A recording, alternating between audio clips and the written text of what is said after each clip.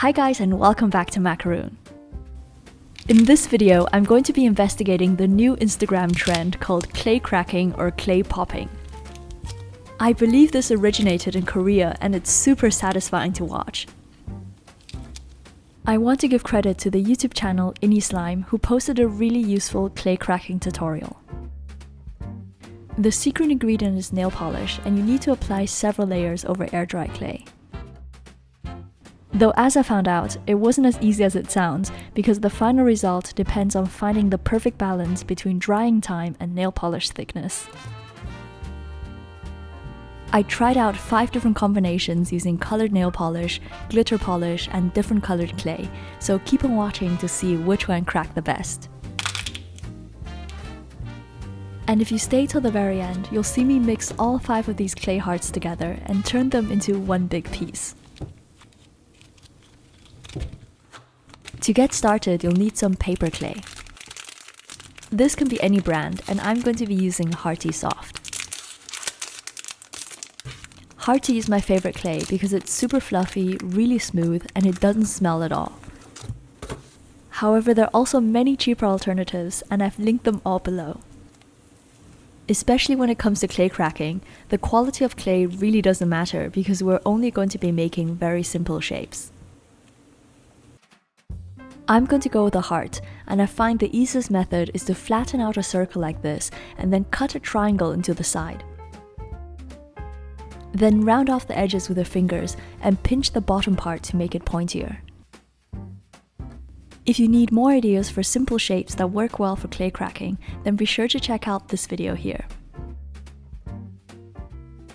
Now I'm going to cover my heart shape with nail polish directly onto the wet clay. I'm curious to see whether the clay will actually dry under the polish, since paper clay tends to harden fairly quickly. The polish had already started to dry by the time I covered the entire heart, so I simply repeated the process until I had about 3 layers. After everything is done, I'm going to stick it into this sponge to set. Next up, I'm going to try a glittery nail polish. This one is really old and I haven't used it on my nails for years, so I'm wondering whether it's even going to work for clay. The visual result turned out really nice, though the actual test will be whether or not we can crack it. Now I'm making the typical clay cracking piece that you see on Instagram. This involves a colored piece of clay and clear nail polish. If you want to have a more vibrant shade, then you have to use quite a lot of paint, which might turn the clay a bit sticky. So I strongly recommend wearing gloves just to prevent getting this mess all over your hands. Just like before, I've sculpted a heart shape and I'm covering it with nail polish while the clay is still soft.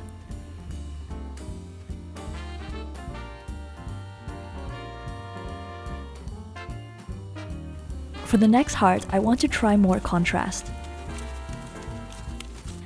I like the idea of cracking open a pure black color to expose a bright shade underneath. I think hot pink works well for a heart design, and I'm going to cover this with a thick layer of black polish. You could even go a step further and mix different colored clay together to create a marbled effect. And lastly, I'm going to test out a glittery top coat over colored clay. By this time, I've been painting clay for almost 2 hours, so I really can't stand the smell of nail polish anymore. It might be better to do this outdoors or someplace where you can easily get rid of the fumes. So once all of these are done, I wasn't entirely sure whether you can crack the clay right away or if it needs to dry for a bit first. In clay cracking videos, the inside still looks very soft, so I was a bit worried that if I left these overnight, the clay might just harden up. The pink nail polish from the first heart already felt dry, so I decided to risk it and just pop it right now.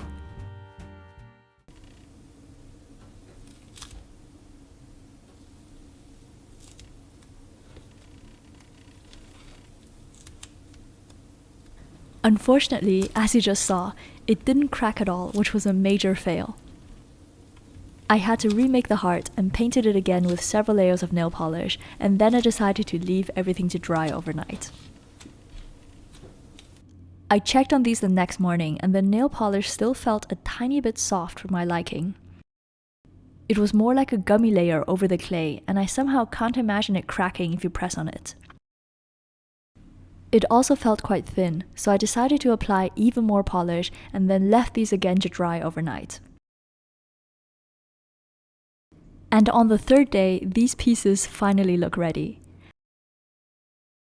I used at least 6 layers of nail polish with a total drying time of 36 hours. What surprised me most was that the clay was still soft inside. And now comes the moment of truth.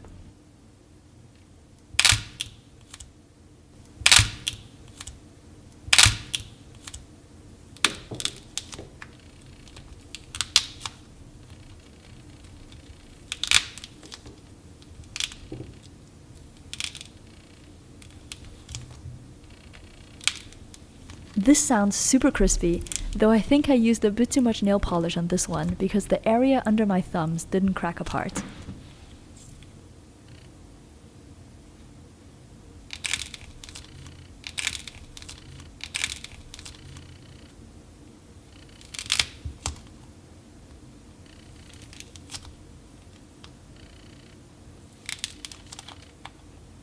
This pink one looks amazing because of the color contrast, and it almost reminds me of a squishy radish. The nail polish actually disappears quite far into the clay, so after a while you don't see the color anymore. You can even reuse the clay to sculpt something else if you don't want to waste it.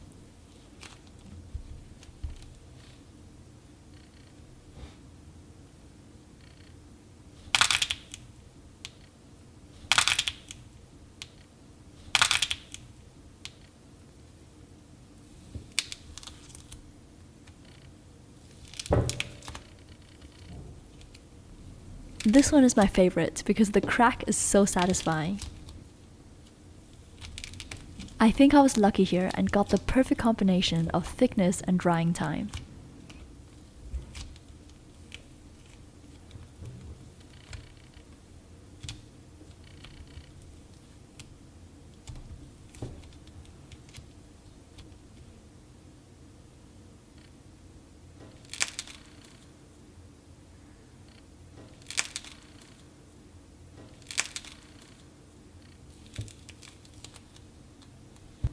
This glittery polish was a slight disappointment because I think the nail polish I used must have been too old, so it didn't dry properly.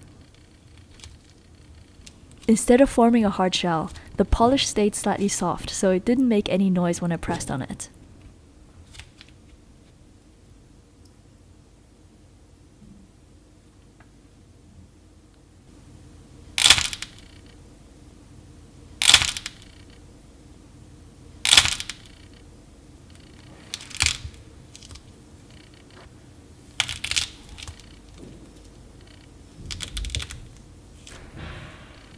This one was very fun to crack, but the texture afterwards wasn't that great.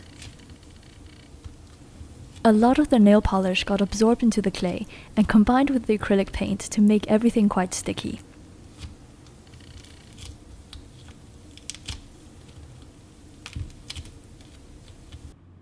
So this is what happened to all 5 hearts after the clay and nail polish had been mixed together. As mentioned before, I was really surprised that the clay was still soft, so I decided to mix everything together and reuse it.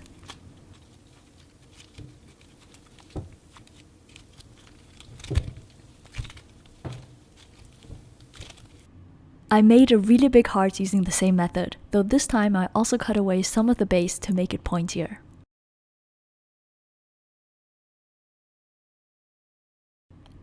The dried bits of nail polish barely affect the texture, and it's great that you can actually reuse the clay from clay cracking experiments.